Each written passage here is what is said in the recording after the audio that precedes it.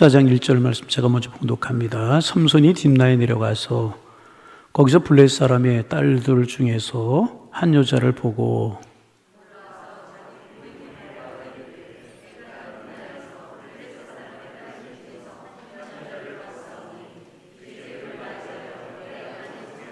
그의 부모가 그에게 이르되 내 형제들의 딸들 중에나 내 백성 중에 어찌 여자가 없어서 내가 할례받지 아니한 블레셋 사람에게 가서 아내를 맞으려 하느냐 하니 삼손이 그의 아버지에게 이르되 내가 그 여자를 좋아하오니 나를 위하여 그 여자를 데려오소서 하니라.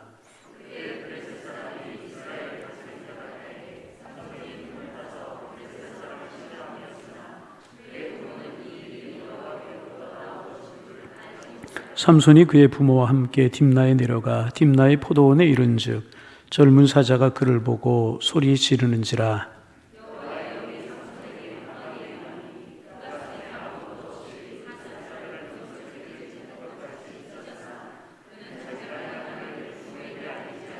함께 보십니다. 그가 내려가서 그 여자와 말하니 그 여자가 삼손의 눈에 들었더라. 아멘. 할렐루야. 사사기 이제 묵상하면서 우리가 이제 삼손 이야기를 지난주부터 묵상을 하고 이제 있습니다. 지난주에 우리가 묵상한 것처럼 하나님의 특별한 뜻과 하나님의 섭리 가운데서 나실인으로 부림받은 삼손이 장성하여서 사사가 되고 이제 결혼할 나이가 이제 되었습니다. 그런데 그는 이스라엘 여인을 사랑하지 않고 이방 여인인 블레셋 여인을 사랑하게 이제 되었습니다. 그의 부모가 이제 만류를 합니다. 삼손아, 너는 나실인이고 사사 아니냐? 그런데 어찌하여 할례받지 아니하는 이방 여인과 결혼을 하려고 하느냐? 우리 이스라엘 중에 그만한 여인이 없었느냐? 그만한 여인이 없더냐? 너는 사사로서 이스라엘 백성들에게 본을 보여야 되고 블레셋을 쳐서 독립을 이끌어내야 될 텐데 블레셋 사람과 사돈을 맺으면 내가 어떻게 그런 일을 할 수 있겠느냐? 부모가 이제 만류를 이제 합니다. 그래도 삼손은 부모님의 충고를 듣지 않고 딥나 땅에 있는 한 여인과 결혼을 하려고 교제를 시작을 합니다. 하루는 그 여인을 만나기 위해서 블레셋으로 내려가던 중에 포도원을 지나는데 젊은 사자 한 마리가 뛰쳐나와서 삼손에게 달려드는 것이었습니다. 그러자 성경의 표현대로 하면 하나님의 영이 삼손에게 임하여서, 누가 임하여서? 하나님의 영이 삼손에게 임하여서 젊은 사자를 염소 새끼 죽이듯이 찢어서 죽였다고 했습니다. 맨손으로 사자를 이제 죽인 것입니다. 그리고 딥나로 내려가서 여인을 만나고 이제 올라왔습니다. 얼마의 세월이 지난 후에 다시 그 길을 가다가 내가 죽인 사자가 어떻게 되었는가 하고 가서 보았더니 사자의 사체 위에 별들이 모여서 벌집을 지었습니다. 그리고 그 위에 꿀이 있는 것을 보고 삼손이 그 꿀을 가져다가 이제 먹었습니다. 부모의 반대에도 불구하고 그는 딥나에 있는 블레셋 여인과 결혼을 하게 됩니다. 당시 결혼식은 신랑이 신부 집에 가서 혼례를 치르고 일주일 동안을 머무른 후에 신부를 자기 집으로 데려가는 것이 이제 상례였었습니다.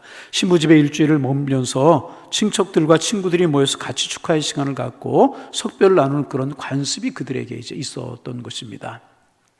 삼손이 블레셋으로 내려가서 블레셋 사람들과 잔치를 할 때 약 30명 정도의 하객이 모이게 이제 되었습니다. 거기서 삼손이 성경에 나와 있는 것처럼 수수께끼 하나를 이제 냅니다.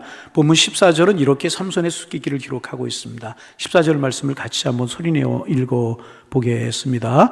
삼손이 그들에게 이르되 먹는 자에게서 먹는 것이 나오고 강한 자에게서 단 것이 나왔느니라. 그들이 사흘이 되도록 수수께끼를 풀지 못하였더라. 삼손이 그들에게 수수께끼를 냈는데 베옷 한 벌과 겉옷 한 벌을 걸었습니다. 그것도 1대 30으로 만일 삼손이 이기면 30벌의 옷을 받게 되는 것이고 삼손이 지면 30벌의 옷을 해줘야 되는 것이었습니다.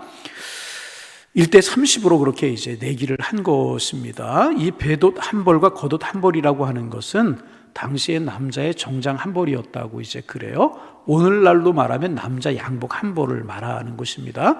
양복 한 벌이면 그것은 싼 가격이 이제 결코 아닐 것입니다. 양복 30벌을 걸고 30대 1로 삼손이 문제를 낸 것입니다. 문제가 무엇인가? 먹을 것에서 먹을 것이 나오고, 뭐라고요? 먹을 것에서 먹을 것이 나오고, 강한 자에게서 강한 것이 나오는 것이 무엇이냐 하는 문제였었습니다. 우리는 그 앞에 있었던 사자 이야기를 우리가 알기 때문에 그것이 사자의 몸에서 꿀을 취한 것이라고 하는 사실을 알아요. 먹을 것에서 먹을 것이 나왔다.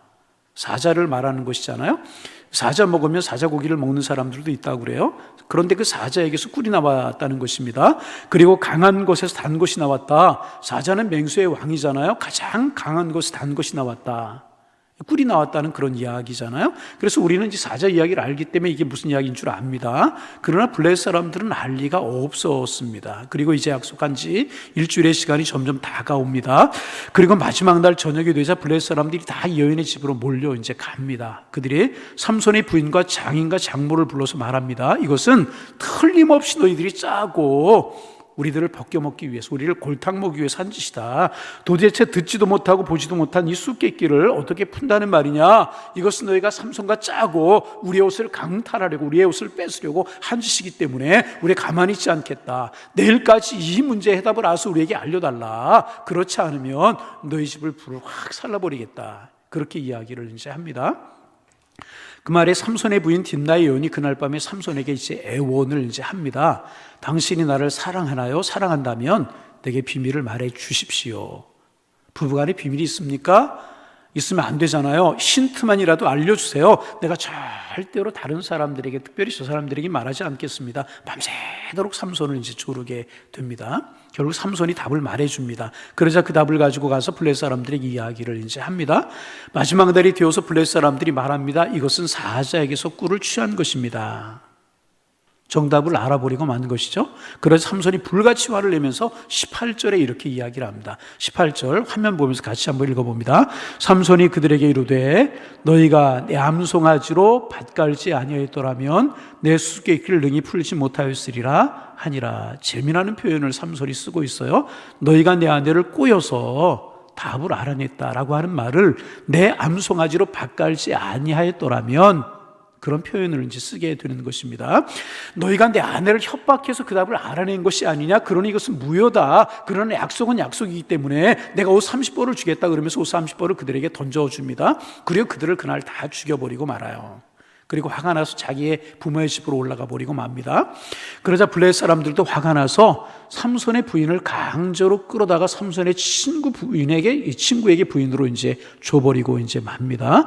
이런 이야기가 사사기 14장에 기록되어 있는 사사 이야기인 것입니다. 가만히 한번 생각해 보세요. 삼손은 하나님이 택하신 사사였었습니다. 그런데 사사의 첫 사역이었었어요. 그런데 첫 사역치고는 참 민망한 사역 아닙니까? 하나님의 종이 행한 일치고는요 참으로 불미스러운 일이고, 이런 일을 하나님의 사사로 부름받은 삼손이 행했다는 것은요 설명할 말이 없을 정도로 가슴 아픈 일인 것입니다. 이것은 여러분 삼손이 틀림없이 실수를 한 것입니다.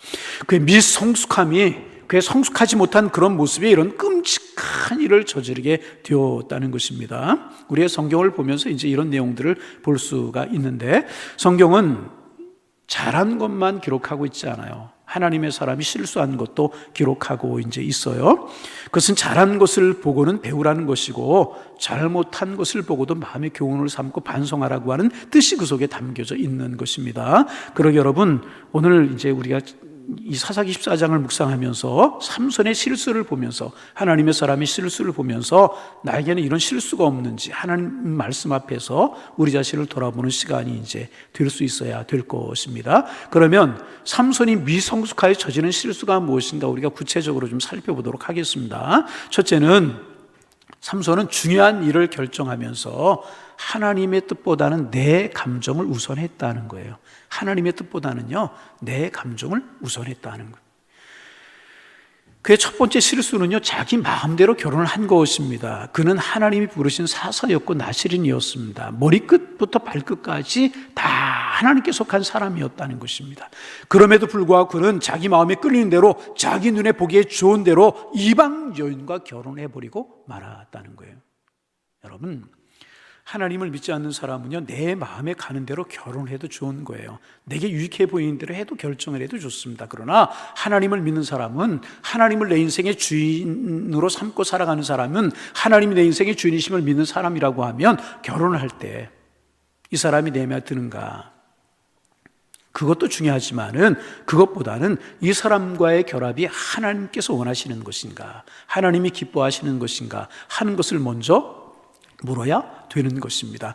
내게 생명을 주신 하나님이 내 인생의 반려자로 이 사람을 허락하신 것을 먼저 보고 그 다음에 이 사람이 나에게 유익되는 사람인지 내 마음에 끌리는 사람인지를 보아야 되는 것입니다. 그러나 삼손은 그렇게 하지 않았다는 것.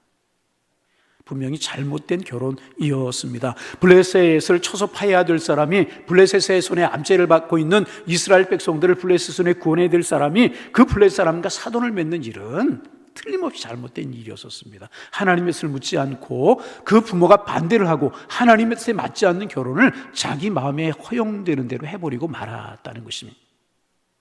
여러분, 그러면 오늘 우리는 이런 실수를 하지 않는가 하는 것입니다. 어떤 일을 결정할 때, 어떤 중요한 일을 할 때 이것이 하나님이 원하시는 것인지 이것이 하나님의 뜻인지 생각하지 아니하고 내 마음 가는 대로 내 유익이 되는지만을 생각하면서 결정하는 미성숙함이 우리에게 있지는 않은가.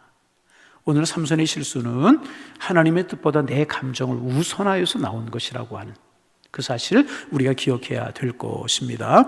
두 번째로 그의 실수는요, 만용이었습니다. 그는 사자를 찢어 죽였어요.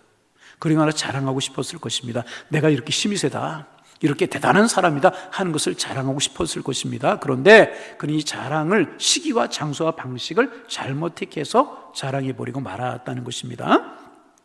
여러분, 가만히 생각해 보세요. 어린아이부터 어른까지 내가 똑똑하고 내가 잘한다는 것, 내가 잘남을 다른 사람에게 드러내고 싶어하는 것은요, 인간의 본성인 것입니다. 과도하지 않게 이것을 드러내는 일은요, 또 잘못된 일이라고 할 수 없어요. 하지만 과도하게 지나치게 드러내는 일은요, 하나님 앞에서 교만한 것이고요, 다른 사람 앞에 상처를 주는 일이라는 거예요. 오늘 6절 말씀에 보면 이렇게 되어 있어요. 하나님 여호와의 영이 삼손에게 강하게 임하니 그가 손에 아무것도 없이 그 사자를 염소새끼 찢는 것 같이 찢었다, 그렇게 말씀하고 있습니다. 여러분, 사람이 어떻게 맨손으로 사자를 이길 수가 있겠습니까? 불가능한 일입니다. 그런데 하나님의 영이 임하여서, 하나님의 성령이 그에게 임하셔서 삼손이 사자를 이긴 것입니다. 그가 사사였기 때문에 하나님이 그를 지키시기 위해서 하나님의 능력을 그에게 부어주셔서 사자를 이기게 하셨다는 것입니다. 그러면 그가 무엇을 자랑해야 했었겠습니까? 자기의 힘을? 자기의 능력을? 아니면 하나님의 은혜를? 그는 하나님의 은혜를 자랑했어야 되는 것이라는 것입니다. 그런데 그는 하나님의 은혜를, 하나님의 사랑을 자랑하고 증거하지 아니하고 자신의 힘을 자랑하려고, 그리고 그것을 얻은 꿀을 자랑하려고 이런 수수께끼를 내고 있다는 것입니다. 사실 여러분, 사자를 죽인 것까지는 그의 잘못이 아니지 않습니까? 정당방위, 사자를 물리치지 않으면 자기가 어려움을 당할 수 있어요. 정당방위라고 할 수가 있습니다. 그런데 그 죽은 사자의 몸에 손을 대서 꿀을 얻어온 것은 명백한 나시린의 규정을 위반하는 것입니다. 어떤 이유에서든지 나시린은 죽은 사체에 손을 대서는 안 되는 것이었습니다. 그런데 꿀 한 통 얻고자 죽은 사자의 몸에서 손을 댔어요. 잘못된 것이었습니다. 그리고 이것이 잘못된 일인 줄도 모르고 그것을 자랑하고 싶었던 것입니다. 여러분, 가만히 생각해 봤어요? 모든 남성들은요, 처갓집 앞에 가면 자랑하고 싶어진대요. 오늘 남성들 가만히 만나 생각해 보세요. 처갓집 앞에 가면 자랑하고 싶어진다고 그래요. 블레셋 여인에게, 그리고 그 처가 식구들에게 내가 얼마나 대단한 사람이고 내가 얼마나 힘센 사람인지를 자랑하고 싶었다는 거예요. 다른 데 가서는 눌려 있어도 처갓집에 가서는 고개를 듣고 싶은 것이 보통 남자들의 마음이라고 이제 그럽니다. 그러기에 삼손의 이 마음을 100번 이해한다고 할지라도 이것은 틀림없이 잘못된 일이었습니다. 수수께끼의 목적은 옷을 얻고자 함이 아니고 자신의 강함을 자랑하기 위해서 이런 수수께끼를 냈다는 것입니다.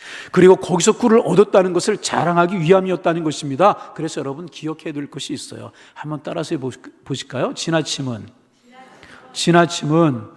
모자람보다 못하다. 지나침은 항상 모자람보다 못한 것이라. 자랑하지 아니하고 그냥 지나쳤으면 될 것을, 자신의 용명을 자랑하기 위해서, 자신의 힘을 자랑하기 위해서 하나님의 영광을 가리고 스스로 하나님의 규례를 어기는 어리석은 일을 삼손이 범해버리고 말았다는 것입니다. 세 번째로 그의 실수는 다른 사람에 대한 배려심이 없었기 때문에 생긴 것입니다. 그래서 그는 인간관계에 실패를 하고 말았어요. 여러분 한번 생각해 보세요. 그 잔치에 참석한 블레 사람들 어떤 사람이었을까요?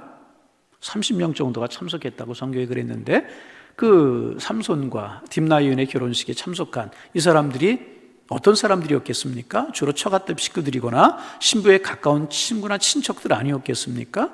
모두가 바쁜 중에서도요, 축하하는 마음으로 모인 거예요. 그리고 축하품을 가지고 틀림없이 왔었을 것입니다. 그런데 거기서 어려운 수수께끼를 내서 옷 한 벌씩을 빼앗기게 된다면 장인과 장모의 마음이 어떠했겠습니까? 그 아내의 마음이 어떠했겠습니까? 그러므로 이것은 해서는 안 되는 일이었다는 것입니다. 그럼에도 삼손은 눈알을 깜짝하지 않고 이런 일을 저질러 버리고 말아요. 왜? 자기의 잘남을 자랑하기 위해서. 내가 힘이 세고 내가 이렇게 잘났다, 이것을 자랑하기 위해서 이런 일을 행하고 맙니다. 그러자 마지막 날이 되었을 때 블레 사람들의 마음에 괘씸한 생각이 들기 시작을 한 것입니다. 아니, 삼손이 우리에게 어떻게 이럴 수가 있는가? 자기의 결혼을 축복해 주기 위해서 우리에게 어떻게 이럴 수 있는가? 이건 너희들 짜고 우리에게 이렇게 하는 것 아니냐? 우리의 옷을 강탈해 가기 위해서 이렇게 하는 것 아니냐? 그래서 본문 15절에서 이렇게 이야기합니다. 15절 말씀 화면을 보시길 바랍니다. 일곱째 날에 이르러 그들이 삼손의 아내에게 이르되 너는 내 남편을 꾀어 그 수수께를 우리에게 알려달라 하라. 그렇지 아니하면 너와 내 아버지의 집을 불사르리라. 너희가 우리의 소유를 빼앗고자 하여 우리를 청한 것이 아니냐? 그렇지 아니하냐 하니. 너 우리의 옷을 빼앗으려고 우리를 청한 것이지, 내 사위와 짜고 도저히 맞출 수 없는 수수께끼를 낸 것이지, 너희들 다 한 통속이야. 무슨 일이 있어도 그 답을 내 남편에게서 알아서 우리에게 알려주지 않으면 내 집을 불살라버리겠다. 위협을 하는 겁니다. 삼손이 안에 선택의 여지가 없지 않았겠습니까? 수단과 방법을 가리지 않고 남편을 유혹해서 그것을 알아내야 하는 것이었습니다. 밤새도록 남편을 조르고 또 조르고 또 조르고 압박을 해서 새벽녘에 그 대답을 알아냅니다. 그리고 블레 사람들에게 그 대답을 알려주어버리고 맙니다. 삼손이 여기까지 생각을 했어야 되는 것이라는 것입니다. 자기만 생각하고 있는 거예요. 처갓집 생각을 했어야 되는 것이고, 자기는 아내 데리고 결혼식 치르고 올라가면 그만이지만 거기에 살고 있는 장인과 장모 처갓집 식구들을 어떻게 고개를 들고 살라고 이런 일을 벌이고 있는 것인가? 삼손이 거기까지 생각을 했어야 되는 것입니다. 여러분, 미숙한 사람의 특징이 바로 그거라는 거예요. 나만 좋으면 그만, 나만 유익하면 그만, 나만 행복이면 그만이라는 것입니다. 가까운 사람이 죽어나가든 옆에 있는 사람이 피눈물 흘리던 처가 식구들이 다 무한을 당하던 그 집이 불살라져 버리든 오직 나에게 힘이 있고 내게 능력이 있음을 알리고 나의 잘남을 알게 하고 나에게만 유익이 되면 되는 것이다. 이것이 미성숙한 사람의, 미숙한 사람의 특징이라는 것입니다. 삼손이 미숙했던, 아주 미숙했던 것입니다. 배려가 없었다는 것입니다. 그러면 오늘 우리에게는 이런 실수가 있지는 않은가 한번 생각해 볼 수 있어야 될 것입니다. 내 만족을 위해서, 내 자랑을 위해서, 내 유익을 위해서 다른 사람 입장 어떻게 되든지 배려하지 아니하고 내 고집대로만 하는 그런 사람들 주변에 심심치 않게 볼 수 있지 않습니까? 여러분, 잘생기고 잘나고 힘이 센 것은요 축복이에요. 분명히 축복입니다. 그런데 잘생기고 잘나고 나보다 조금 나은 것을 가지고 횡포를 부리면 그것은 저주가 되게 되는 것이란, 삼손이 강했던 것 하나님 주신 틀림없는 축복이었습니다. 그런데 그것을 가지고 다른 사람을 파멸로 몰아넣는다면 이것은 용서받기 힘든 죄악이라는. 여러분, 가만히 생각해 보세요. 여러분보다 다른 사람보다 내가 조금 나은 것이 무엇인가? 행여라도 그런 것이 생각이 난다면 그것을 가지고요 다른 사람을 섬기는 일에 사용하시기를 바랍니다. 틀림없이 축복이 되게 되는 것이라. 물질의 은혜를 주셨어요? 그러면 복의 근원으로 베푸는 거예요. 건강의 복을 주셨어요? 섬기는 거예요. 하나님께서 어떤 축복 주셨습니까? 일찍 예수 믿는 복을 주셨어요? 직분을 주셨어요? 왜 주셨어요? 섬기고 봉사하라고 주신 것이라. 절대로 그것을 가지고 나의 육만을 생각하고 이기적인 욕심을 채워서는 안 된다는 것입니다. 삼손의 세 번째 실수가 다른 사람을 배려하는 마음 없이 자신의 유익만을 생각하는 이기심이 그 마음속에 있었기 때문에 다 어려워지는, 30명 죽였죠. 그의 부인이 다른 사람의 아내로 팔려가게 되었죠. 또 그의 처갓집은 어떤 일이 벌어졌겠습니까? 이런 어려운 일이 벌어져 버리고 만 것이라는. 여러분, 하나님이 우리에게 축복을 주신 것 가지고 배려하면서 축복하며 살아가는 우리 하나님의 사람들 되시기를 주님의 이름으로 축복합니다. 우리는 그런 삶을 살 수 있어야 되는 것이라. 네 번째로 또 그의 잘못이 있었어요. 그의 감정을 폭력적인 방법으로 해결하려고 했다는 거예요. 감정을 폭력적인 방법으로. 그는 자신의 아내가 비밀을 누설했다는 것을 알았어요. 그래서 옷 30벌을 가져다 던져주고 옷을 입어보기도 전에 그들의 목을 잘라서 다 죽여버리고 이제 말았습니다. 여러분, 아무리 화가 나도요, 폭력적인 방법은 정당화될 수가 없는 것입니다. 화가 날 수도 있잖아요. 수수께끼를 못 맞출 거라고 생각했는데 맞췄어요. 옷 30벌을 줘야 됐었어요. 그러니까 화도 났을 것입니다. 그런데 삼손은 그럼에도 불구하고 자신의 감정을 다스릴 수 있어야 되는데 자신의 분노의 감정을 다스리지 못하고 블레셋 사람들을 다 죽이는 방법으로 자기의 분노를 표출해버리고 말았다는 것입니다. 30명의 목숨을 앗아갔어요. 전혀 신앙적인 명분이 없는 일이에요. 전혀 윤리적으로도 이것은 옳지 않은 일이라는 것입니다. 이것은 옳지 않은 행동이었다는 것입니다. 여러분, 그런 사람들 있죠. 내가 화가 난다고 폭력을 사용하고, 내가 힘이 세다고, 그가 나에게 대응할 힘이 없다고 폭력적인 방법을 사용하고. 혹시 우리에게 이런 일들은 없습니까? 잘못된 것입니다. 어떠한 경우에도 폭력을 사용하는 것은요, 하나님 앞에 인정될 수 없는 것이라는 것입니다. 그래서 여러분, 늘 하나님 앞에 우리가 기도할 제목 중에 하나는 뭐냐 하면, 내 감정 잘 다스리게 하옵소서. 우리가 왜 살다 보면 화난 일이 없겠어요? 머리끝까지 화가 치밀어 오르는 일이 있을 수 있고요, 가슴에 분한 감정을 사귀지 못해서 막 씩씩거릴 때도 있고, 이것 때문에 밤잠이 오지 않을 때도 있고요, 쫓아가서 정말 어떻게 해주고 싶은 그런 때도 우리가 살다 보면 간혹 있을 수가 있잖아요. 경제적인 문제 때문에, 삶의 여러 가지 어려움 때문에, 수치심 때문에 그럴 때가 있잖아요. 그러나 이런 감정 주님 안에 잘 다스릴 수 있어야 될 것이란, 성령님께서 저 여러분을 다스려 주시기를 소망합니다. 잘 다스릴 수 있어야 될 것이라. 오늘 삼손의 실수를 보면서 진하게 아쉬움이 남는 것이 하나가 있습니다.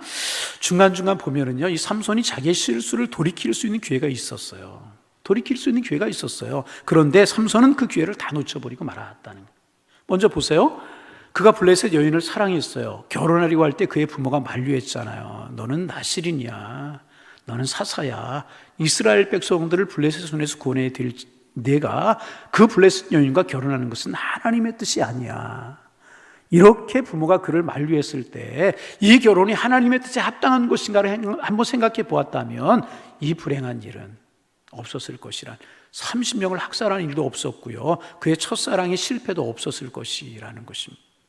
또 그가 사자를 찢어 죽이고 그 다음에 또 거기 갔어요. 거기 꿀이 있는 것을 보고 나시리는 사체에 손을 대면 안 된다고 하신 하나님의 계명을 기억하고 꿀을 가져오지 않았다면 수수께끼도 없었을 것이라는 것입니다. 그런데 하나님의 계명을 가볍게 여기고 꿀을 가져왔다는 것입니다. 그가 수수께끼를 했을 때 주변 사람들이 말렸을 것입니다. 그의 아내 입장이 곤란했을 거예요. 여보, 옷 한 벌씩 내기를 하면 이건 너무나 내기가 셉니다. 한 사람씩 음료수 한 사람씩 내는 것으로 하든지, 양말 한 켤레씩 걸고 하지요. 밥 한 끼 사는 것으로 하면 좋겠습니다. 가벼운 내기였다면 이런 비극이 벌어지지 않았을 것이라는 것입니다. 일주일 내내 그 아내는 신트를 달라고 했을 것이고 맨 마지막 날에는 절체절명의 위를 가지고 답을 알려달라고 했어요. 그때 얼마든지 돌이킬 수 있었잖아요. 사람들을 모아놓고 내가 생각해 보니까 문제가 너무 어려운 것 같았습니다. 옷 30벌 이거 너무나 과했던 것 같습니다. 내가 웃자고 한 것이고 한번 그냥 생각해 보시고 한 것인데 너무나 그 답이 어려운 것 같으니까 제가 답을 말해드리겠습니다. 이렇게 할 수도 있는 일 아니었겠습니까? 그런데 이런 모든 과정 가운데 주변 사람들의 말에 귀를 기울이지 않았다는 것입니다. 자기의 독선 때문에, 자기의 의로움 때문에, 자존심 때문에 그렇다는 것입니다. 그래서 여러분, 우리의 주변에 보면 이런 자존심 때문에 실수하고 망가지는 사람들 적지 않게 볼 수 있어요. 나만 옳다는 거예요. 아니, 좀 더 정확하게 말씀을 드리면 나만 옳아야 된다는 거예요. 나만 옳아야 된다. 내가 하는 말과 내가 하는 행동은 항상 옳아야 된다는 것입니다. 다른 사람들 다 내 말에 따라야 된다는 거예요. 그러므로 내 행동을 돌이킬 수 있는 일이 있을 수, 내 행동을 돌이키는 일은 있을 수 없는, 사실상의 삐뚤어진, 그렇게 생각이 삐뚤어진 그런 사람들이 우리 주변에 적지 않게 있음을 우리가 보게 되잖아요. 여러분, 병든 거예요. 마음과 정신이 병든 거예요. 삼손에게서 이런 삐뚤어진, 그래서 병든 모습을 우리가 되지 않겠습니까? 아무리 어른일지라도 실수할 수 있잖아요. 아무리 많이 배운 사람이 실수할 수 있잖아요. 그렇잖아요. 자신의 잘못을 인정할 줄 알고 시인할 줄 알고 회개할 줄 아는 사람이 그리스도인이고요, 자신의 잘못한 일에 대해서 용서를 구할 줄 아는 사람이 진정으로 하나님의 살아계심을 믿는 사람 아니겠습니까? 삼손은요, 여러 번 교정할 수 있었어요. 여러 번 돌이킬 수 있었어요. 그런 기회가 있었지만은요, 자신의 병든 자존심에 기초한 고집 때문에 회개의 기회를, 돌이킬 수 있는 기회를 다 놓쳐버리고 말았다는 것입니다. 때때로 내 잘못을 알면서도 내 체면을 생각하고 자신의 위치를 생각하면서 고집을 부리는 일이 우리에게 있지 않은가. 더 큰 실수의 비밀을 가져다 주는 것이기 때문에 인정할 줄 알고 돌이킬 줄 알아야 된다는 것입니다. 그래서 여러분, 어른일수록 인정할 줄 알고 높은 지위에 있는 사람일수록 용서를 구할 줄 알아야 되는 것이라는 것입니다. 삼손에게서 병든 자존심을 가진 이런 사람, 이건 틀림없이 병든 자존심의 문제였었어요. 이런 사람의 모습을 보게 이제 되는 것입니다. 마지막으로 우리가 생각하려고 하는 것이 하나가 있어요. 오늘 사사기 14장을요, 여러분 집에 가서 한번 읽어보세요. 꼼꼼히 읽다 보면은 두 구절 정도가 성경 전체 흐름과 맞지 않다 하는 것을 발견하게 이제 됩니다. 두 구절 정도가. 먼저 4절입니다. 4절 같이 한번 보실까요?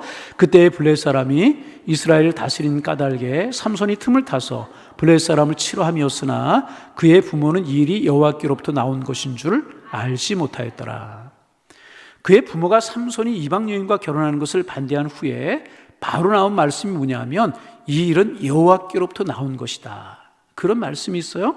또 19절에 보면 삼손이 30명을 죽이잖아요. 그때 여호와의 영이 갑자기 삼손에게 임했다, 그런 말씀이 이제 있어요. 실수를 저지른 거잖아요. 그런데 여호와의 영이 갑자기 그에게 임했다, 이제 그런 말씀이 있어요. 성경 전체 흐름과는 안 맞는 그런 말씀같이 보여요.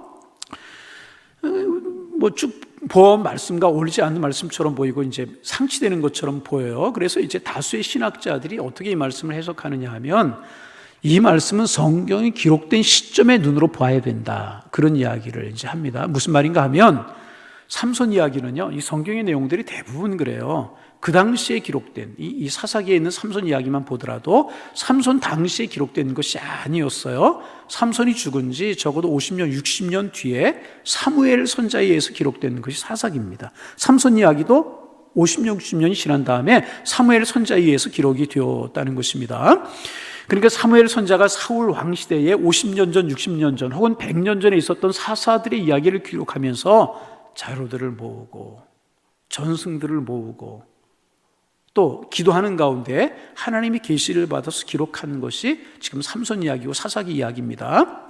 그런데 삼손이 죽은 지 50년, 60년 뒤에 보니까, 결국 가만히 50년, 60년 뒤에 보니까 결국은 이 일이 계기가 되어서 삼손이 블레셋과 싸우게 되었고, 삼손이 블레셋의 손에 압제받고 있는 이스라엘 백성들을 구원하시게 되었다는 거예요.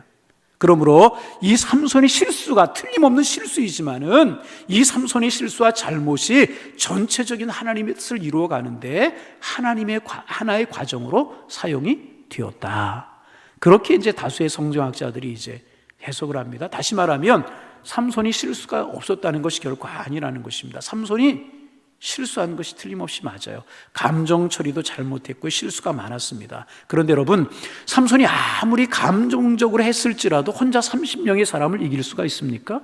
없는 거예요. 그런데 하나님의 영이 임하여서 그들을 이기게 하셨다는 것입니다. 왜 그렇습니까?